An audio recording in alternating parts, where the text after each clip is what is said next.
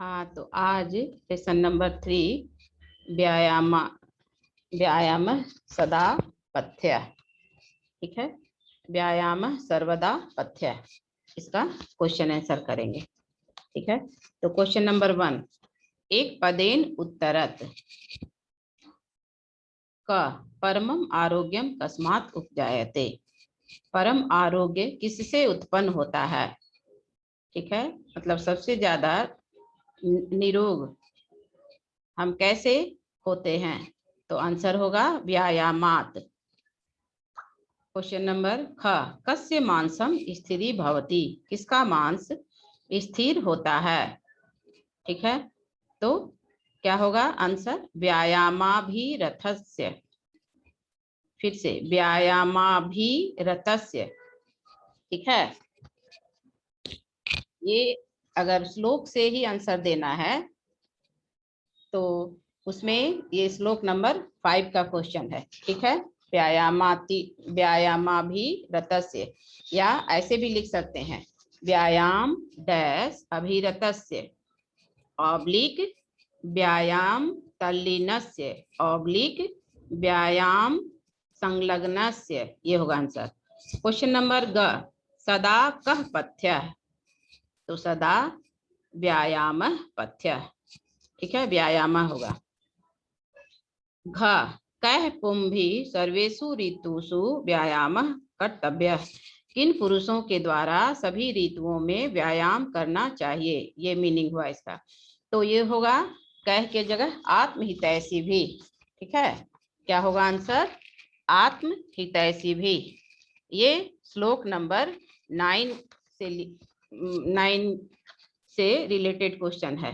ठीक है, आत्महितैषी भी, आत्म कल्याण चाहने वाले पुरुषों के द्वारा सभी ऋतुओं में व्यायाम करना चाहिए, ये हुआ मीनिंग। व्यायाम स्विन्न गात्र से समीपम के न उपसर्पन्ति। ठीक है, क्या कह रहा है कि व्यायाम के कारण पसीने से लथपथ शरीर वाले व्यक्ति के पास कौन नहीं जाते हैं? तो क्या होगा यहाँ? श्लोक से रिलेटेड आंसर होगा व्याधयः। कौन? जो व्यक्ति व्यायाम करता है उसके पास रोग नहीं फटकते हैं। अब ये है श्लोक नंबर 6 से रिलेटेड क्वेश्चन, व्याधयः। और अपने मन से आंसर लिखेंगे तो रोगाह भी होगा। ठीक है, तो 1 वर्ड का आंसर कंप्लीट हो गया। अब क्वेश्चन नंबर 2, अधोलिखितानां प्रश्नानां उत्तराणि संस्कृत भाषया लिखता। नीचे लिखे गए प्रश्नों के उत्तर संस्कृत भाषा में लिखें। क्वेश्चन नंबर 2 का कीदृशम कर्म व्यायाम संगीतम कथ्यते, कैसा कर्म, किस प्रकार के कर्म को व्यायाम की संज्ञा दी गई है? ठीक है, तो आंसर होगा शरीरायास जननम कर्म, शरीर के परिश्रम से उत्पन्न कर्म को ही व्यायाम का नाम दिया गया है, व्यायाम की संज्ञा दी गई है। तो आंसर क्या होगा? शरीरायास जननम कर्म व्यायाम संगीतम कथ्यते। 2 का ख, व्यायामात किम उपजायते, व्यायाम करने से क्या उत्पन्न होता है? ठीक है, तो व्यायाम करने से श्रम क्लम पिपासोष्ण, अर्थात पिपासा उष्ण डैश शीतादीनां सहिष्णुता आरोग्यम च उपजायते, ये हुआ आंसर। ठीक है, नेक्स्ट क्वेश्चन, जरा कस्य सकाशम सहसा न समधिरोहति, बुढ़ापा किसके समीप जल्दी नहीं आती है? ठीक है, तो क्या होगा? जरा व्यायामाभिरतस्य, श्लोक नंबर 5 से रिलेटेड क्वेश्चन है। जरा व्यायामाभिरतस्य, अर्थात बुढ़ापा व्यायाम में तल्लीन होने वाले व्यक्ति के पास जल्दी नहीं आती है। तो आंसर क्या होगा? जरा व्यायामाभिरतस्य सकाशम सहसा न समधिरोहति। ठीक है, या व्यायाम तल्लीनस्य, ये भी आंसर होगा। और अलग अलग करेंगे तो व्यायाम डैश अभिरतस्य जरा, व्यायाम डैश अभिरतस्य सकाशम सहसा न समधीरोहति। अब क्वेश्चन नंबर 2 का घ, कस्य विरुद्धम अपि भोजनम परिपच्यते,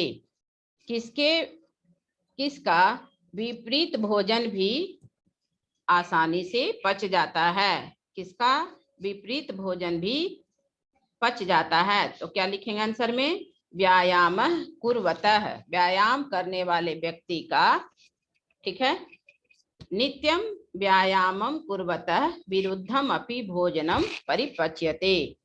मीनिंग क्या हुआ, रोज व्यायाम करने वाले व्यक्ति का विपरीत भोजन भी, विरुद्ध भोजन भी पच जाता है। कियता बलेन व्यायाम कर्तव्य, कितने बल से व्यायाम करना चाहिए। आंसर क्या होगा, बलस्य अर्धेन व्यायाम कर्तव्य, अपने बल के, अपनी शक्ति के आधे बल का प्रयोग व्यायाम करने में लगाना चाहिए। तो फिर से आंसर, कियता बलेन व्यायाम कर्तव्य, क्या होगा आंसर, बलस्य अर्धेन व्यायाम कर्तव्य। अर्ध बलस्य लक्षणम किम, ठीक है, आधे बल का लक्षण क्या है। तो आधे बल का लक्षण क्या होगा, व्यायामम, इसका आंसर होगा व्यायामम कुर्वतः यदा हृदय स्थान स्थितः वायु वक्त्रम प्रपद्यते, वक्त्रम अर्थात मुखम प्रपद्यते, तद बलार्धस्य लक्षणम भवति। ठीक है, तो क्वेश्चन नंबर 2 भी कंप्लीट हो गया। क्वेश्चन नंबर 3, उदाहरणम अनुसृत्य कोष्ठकगतेषु पदेषु तृतीया विभक्तिं प्रयुज्य रिक्त स्थानानि पूरयेत्। यथा, उदाहरण के अनुसार कोष्ठक में दिए गए पदों में से तृतीया विभक्ति का प्रयोग करके रिक्त स्थानों की पूर्ति कीजिए। तो यथा जैसे, व्यायाम डैश हीनम अपि सुदर्शनम करोति, ब्रैकेट में है गुण। तो आंसर क्या दिया है, व्यायाम गुणैः हीनम अपि सुदर्शनम करोति, व्यायाम जो है वह गुण से हीन व्यक्ति को भी सुंदर बना देता है। अब आपका क्वेश्चन है 3 का डैश व्यायाम कर्तव्य, ब्रैकेट में है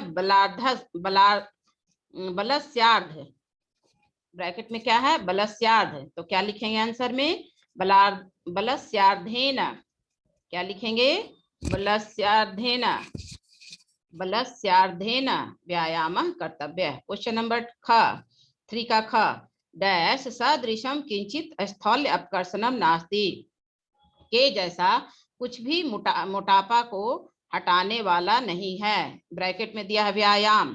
तो तृतीया में ले जाएंगे व्यायाम को, तो क्या होगा आंसर, व्यायामेन, व्यायामेन सदृशम किंचित स्थौल्यापकर्षणम, स्थौल्यापकर्षणम नास्ति। क्वेश्चन नंबर 3 का ग, डैश विना जीवनम नास्ति, ब्रैकेट में है विद्या। तो विद्या को आकारांत स्त्रीलिंग को तृतीया के एक वचन में ले जाने के लिए मैंने क्या बताया था कि मूल शब्द से आकार हटाकर और या जोड़ देना है। ठीक है, तो विद्या से आकार हटाएंगे तो मेरे पास क्या बचेगा, विद्या, या जोड़ दीजिए तो हो गया विद्या। तो विद्या विना जीवनम नास्ति। क्वेश्चन नंबर 3 का घ, सह डैश खंजह अस्ति, ब्रैकेट में है चरण। तो चरण को तृतीया में ले जाएंगे तो चरणेन, सह चरणेन खंजह अस्ति, वह एक पैर से लंगड़ा है। इसका हिंदी मीनिंग हुआ, अंग सुपकारः डैश भोजनम जिघ्रति, ब्रैकेट में नासिका, नासिका मीन्स नाक। अब यहाँ नासिका में भी फिर आकारांत है, तो तृतीया में ले जाएंगे तो आकार हटा देंगे, तो मेरे पास क्या बचा, नासिक, या जोड़ दिए तो नासिकया। तो आंसर क्या हुआ, सुपकारः नासिकया भोजनम जिघ्रति। फिर से, सुपकारः नासिकया भोजनम जिघ्रति, रसोईया नाक से भोजन को सूंघता है। यहाँ एक चीज याद रखिए, जिघ्रति का मूल धातु है घ्रा, जिसका मतलब हुआ सूंघना। तो लट लकार, लोट लकार, लंग लकार और विधि लिंग में जिघ्रति जिघ्र से रूप चलेगा, लेकिन लिट लकार में घ्रा से ही चलेगा, घ्रास्यति घ्रास्यतः घ्रास्यन्ति। और लट लकार में जिघ्रति जिघ्रतः जिघ्रन्ति, लोट लकार में जिघ्रतु जिघ्रताम जिघ्रन्तु, लंग लकार में अजिघ्रत अजिघ्रताम अजिघ्रन और विधि लिंग में जिघ्रेत जिघ्रेताम जिघ्रेयुः। ठीक है, अब हो गया क्वेश्चन नंबर 3 का क्वेश्चन आंसर खत्म। क्वेश्चन नंबर 4, स्थूल पदम आधृत्य प्रश्न निर्माणम कुरुत। मोटे पद वाले को आधार बनाकर प्रश्न निर्माण कीजिए। क शरीरस्य आयास जननम कर्म व्यायामः इति कथ्यते। तो शरीरस्य स्थूल पद है तो आंसर क्या बनेगा, कस्य। ठीक है, कस्य आयास जननम कर्म व्यायामः इति कथ्यते। 4 का ख, आर्यः व्यायामिनम न अर्दयन्ति। मतलब आर्यः मीन्स शत्रवः, अरि अरि आर्यः, शत्रु शत्रु शत्रवः, ये हुआ मतलब शत्रु होता है तो शत्रु व्यायाम करने वाले को नहीं कुचल सकते हैं, ये मीनिंग हुआ। तो आर्यः के जगह क्या प्रश्न बनेगा, कह कौ के, क्या बनेगा के, आंसर क्या होगा के व्यायामिनम न अर्दयन्ति क्वेश्चन मार्क।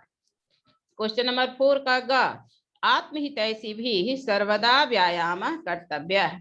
आत्महितैषी के द्वारा हमेशा व्यायाम करना चाहिए, यानी आत्म कल्याण चाहने वाले व्यक्ति के द्वारा हमेशा कल्याण व्यायाम किया जाना चाहिए। आत्महितैषी भी के जगह क्या प्रश्न बनेगा, कै है। ठीक है, कै सर्वदा व्यायाम कर्तव्य। क्वेश्चन नंबर 4 का घ, व्यायामम कुर्वतः विरुद्धम भोजनम अपि परिपच्यते। यहाँ विरुद्धम स्थूल पद है तो मीनिंग क्या हुआ, व्यायाम करते हुए विरुद्ध अर्थात विपरीत भोजन भी पच जाता है। तो क्या होगा आंसर, व्यायामम कुर्वतः कीदृशम, विरुद्धम के जगह कीदृशम भोजनम अपि परिपच्यते। मीनिंग क्या हुआ, व्यायाम करते हुए कैसा भोजन भी पच जाता है।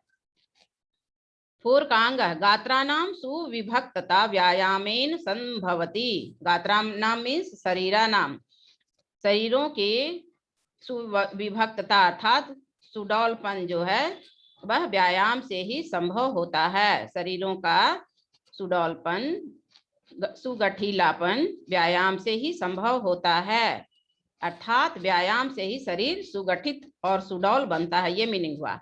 तो गात्रा नाम षष्ठी विभक्ति के बहुवचन में है, इसलिए प्रश्न क्या बनेगा, केसाम सुविभक्तता व्यायामेन संभवति। अब 4 का आ, षष्ठ श्लोकस्य भावम आश्रित्य रिक्त स्थानानि पूर्यत।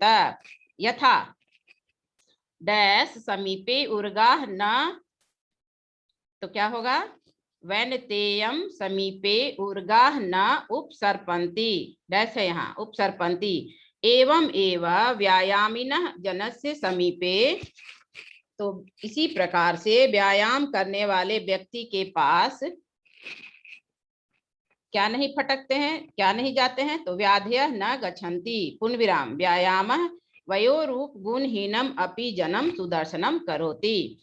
तो क्वेश्चन नंबर 4 के अ में पहला रिक्त स्थान में क्या होगा, वैनतेयम, दूसरा रिक्त स्थान में उपसर्पन्ति, तीसरा रिक्त स्थान में व्याधयः और चौथा रिक्त स्थान में सुदर्शनम। ठीक है,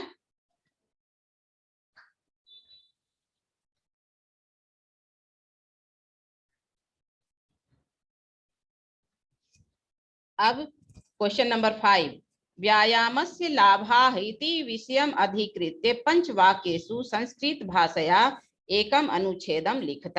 व्यायाम के क्या लाभ हैं, ठीक है, व्यायाम के लाभ पर इस विषय पर को आधार मानकर 5 वाक्य संस्कृत भाषा में, 5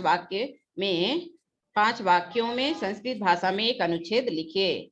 ठीक है, अब 5 का अ, यथा निर्देशम उत्तरता। आ का क्या है, तत्कृत्वा तु सुखम देहम अत्र विशेषण पदम किम, वह करके तो सुखी देह यहाँ विशेषण पद क्या है? तो सुखम देहम, सुखी शरीर, क्या होगा आंसर? सुखम। अब 5 के अ का ख, व्याधयो नोपसर्पन्ति वैनतेयम इव उर्गा, अस्मिन् वाक्ये क्रियापदम किम? तो अस्मिन् वाक्ये उपसर्पन्ति। ठीक है, क्या हुआ इसका हिंदी मीनिंग?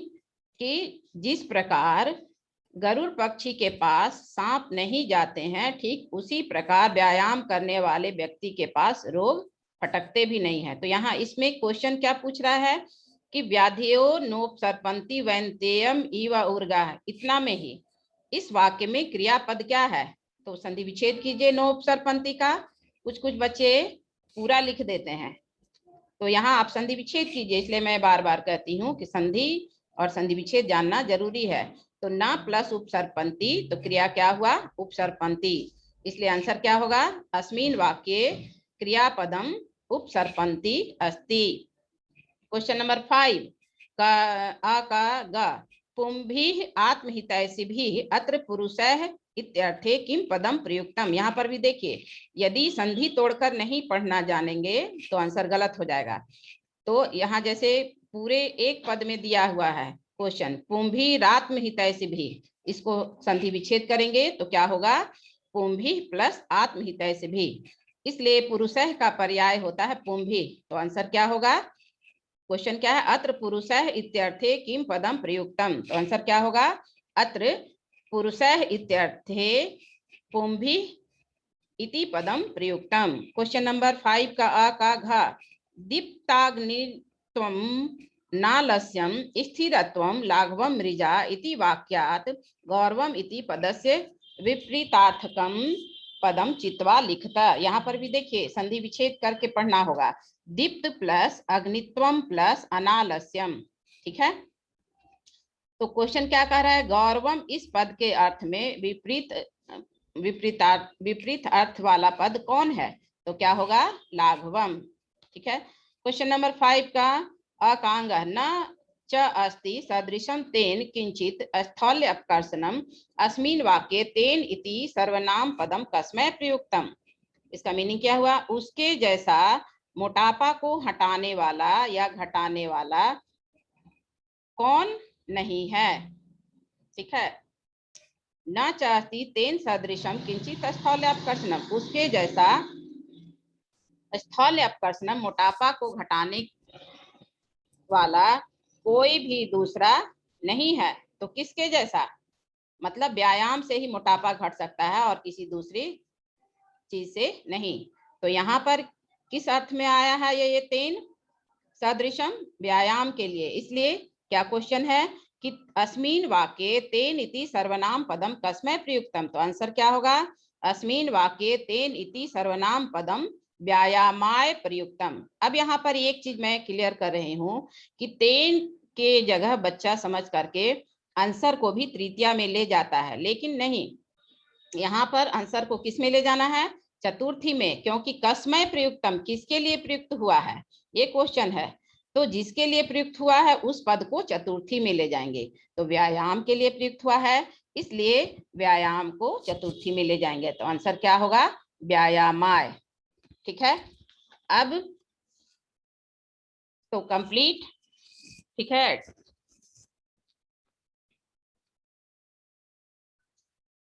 बाकी question because time is going over. ठीक है, हो ही गया है, आंसर करवा ही दिए हैं, ये रिवीजन हो रहा है तो नेक्स्ट क्लास में। ठीक है।